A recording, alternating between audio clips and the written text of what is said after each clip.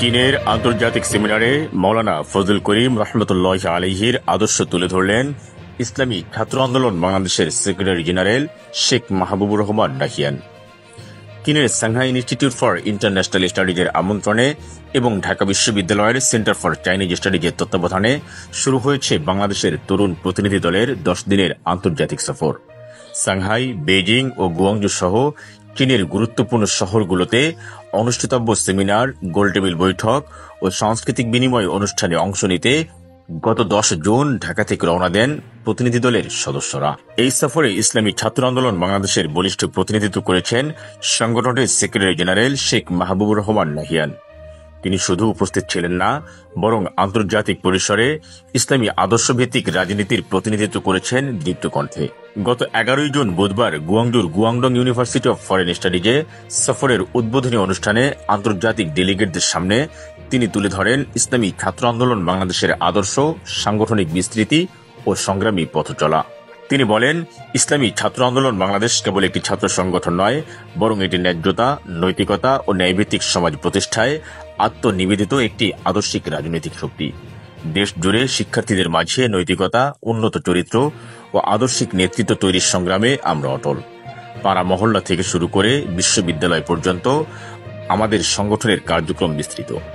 তিনি আরও উল্লেখ করেন, সংগঠনটির এই সংগ্রামী পথ চলায় অন্যতম প্রেরণা ইসলামী আন্দোলন বাংলাদেশের সাবেক আমির ও ইসলামী ছাত্র আন্দোলন বাংলাদেশের প্রতিষ্ঠাতা মাওলানা সৈয়দ ফজলুল করিম রহমতুল্লাহ আলাইহির আদর্শ ও নেতৃত্ব। এই সফরে 13 জুন শুক্রবার তিনি গুয়াংজু শহরে অবস্থিত 1300 বছরের পুরনো রাসূল সাল্লাল্লাহু আলাইহি ওয়াসাল্লামের চাচা হযরত সাদ ইবনে আবি ওয়াক্কাস রাদিয়াল্লাহু তাআলা আনহুর মসজিদে জুমার নামাজ আদায় করেন। এরপর গুয়াংজু থেকে সাংহাই অবস্থান করে বিভিন্ন স্থাপনা ঘুরে দেখেন। পরবর্তীতে বেইজিং এ অনুষ্ঠিত সিইসির মতবিনিময় সভায় উপস্থিত থেকে দেশের অবকাঠামো উন্নয়নের প্রশংসা ও পরামর্শ প্রদান করেন। এছাড়াও চীনের মহাপ্রাচীর সহ বিভিন্ন শহরের বিভিন্ন আন্তর্জাতিক সেমিনার, গোলটেবিল বৈঠক ও সাংস্কৃতিক আয়োজনে অংশগ্রহণ করেন। সফরের অন্যতম গুরুত্বপূর্ণ অংশ হিসেবে তিনি যোগ দিয়েছেন চীনের পররাষ্ট্র মন্ত্রণালয়ের নিয়মিত প্রেস কনফারেন্সে, যা 19 জুন বৃহস্পতিবার বিকাল 3টায় বেইজিং এ অবস্থিত ফরেন অ্যাফেয়ার্স কনফারেন্স লাউঞ্জে অনুষ্ঠিত হয়। প্রেস কনফারেন্সে চীনের পররাষ্ট্র মন্ত্রণালয়ের মুখপাত্র গো জিয়াকুন মধ্যপ্রাচ্যে চলমান অস্থিরতা নিয়ে চীন সরকারের অবস্থান ব্যাখ্যা করেন। শেখ মাহবুবুর রহমান নাহিয়ান সেখানে আমন্ত্রিত অতিথি হিসেবে উপস্থিত থেকে চীনা পররাষ্ট্রনীতির গভীর দৃষ্টিভঙ্গির সঙ্গে সরাসরি পরিচিত হন, যা তার আন্তর্জাতিক রাজনৈতিক বোধ ও নেতৃত্বকে আরও সমৃদ্ধ করে বলে তিনি জানিয়েছেন। এই সফরের মাধ্যমে ইসলামী ছাত্র আন্দোলন বাংলাদেশ আন্তর্জাতিক অঙ্গনে নিজেদের চিন্তা চেতনা ও রাজনৈতিক দর্শন সুস্পষ্টভাবে তুলে ধরেছে। তরুণ নেতৃত্বের মধ্যে আদর্শিক অবস্থান স্পষ্ট করার এই প্রয়াস ভবিষ্যতের আন্তর্জাতিক সম্পর্ক ও বৈশ্বিক ন্যায্য রাজনীতি গঠনে বাংলাদেশের তরুণ প্রজন্মের ইতিবাচক ভূমিকাকে আরও সুসংহত করবে। সফরে তার সঙ্গে ছিলেন ঢাকা বিশ্ববিদ্যালয়ের শিক্ষক, গবেষক, সাংবাদিক ও বিভিন্ন ছাত্র ও সামাজিক সংগঠনের প্রতিনিধিরা।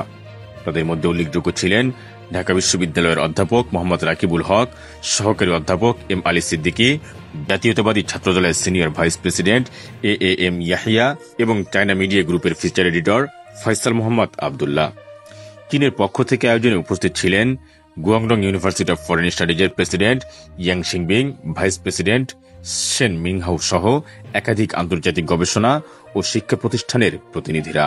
চীনে 10 দিনের আন্তর্জাতিক সফর শেষে গতকাল 21 জুন রোজ শনিবার রাত 8:45 হযরত শাহজালাল আন্তর্জাতিক বিমানবন্দরে পৌঁছান ইসলামী ছাত্র আন্দোলন বাংলাদেশের সেক্রেটারি জেনারেল শেখ মাহবুবুর রহমান নাহিয়ান। এ সময় তাকে অভ্যর্থনা জানাতে উপস্থিত ছিলেন ইসলামী ছাত্র আন্দোলন বাংলাদেশের কেন্দ্রীয় যোগাযোগ ও মানব সম্পদ উন্নয়ন সম্পাদক ইউসুফ পিয়াস, কেন্দ্রীয় কওমি মাদ্রাসা সম্পাদক শেখ মোহাম্মদ মাহাদি ইমাম, প্রচার ও মিডিয়া সম্পাদক খায়রুল কবির সহ কেন্দ্রীয়, মহানগর ও থানা পর্যায়ের দায়িত্বশীল বৃন্দ। হুসেন মোহাম্মদ আরমান, 10 দ্বীপ।